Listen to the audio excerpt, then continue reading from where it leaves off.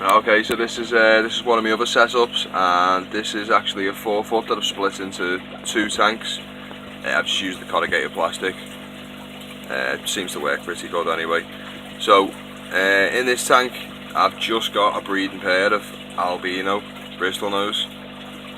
These are true albinos, these two as well, because they've actually got the red eyes, whereas a lot of them you'll see like the lemon blue eyes, and obviously for the obvious reason, the reason why it's not a true albino is because it has blue eyes, whereas these obviously have the red eyes.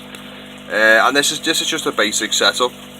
So yeah, obviously you've got the male and the female.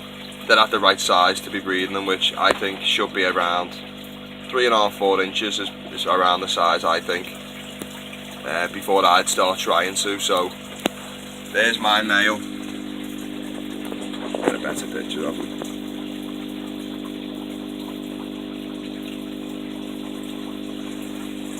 And obviously the female at the back. And it's pretty obvious how you tell them apart, because the male's got the big hairs on the nose and the female obviously doesn't.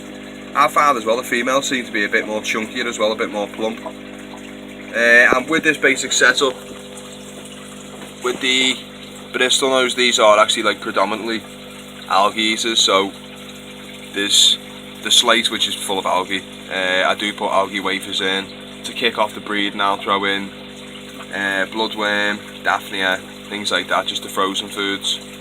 And yeah, just throw a couple of rocks in. I've got a couple of hides, so I've got a plec cave there, I've got the slate set up so they can get underneath that, a couple of half pots and things like that. That's all you really need for these, just to lay their eggs.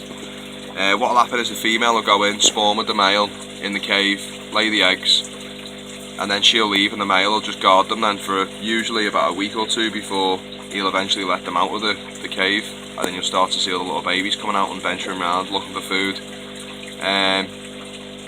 She's just munching on the algae now on the slate that I've put in. So yeah, that's pretty much, that's a basic plec setup for if you're trying to breed them. And just keep on top of your water, make sure you're doing regular weekly water changes. Putting the nice frozen foods in is a good idea, and with plecs being high waste producers as well, just keep on top of the waste as well.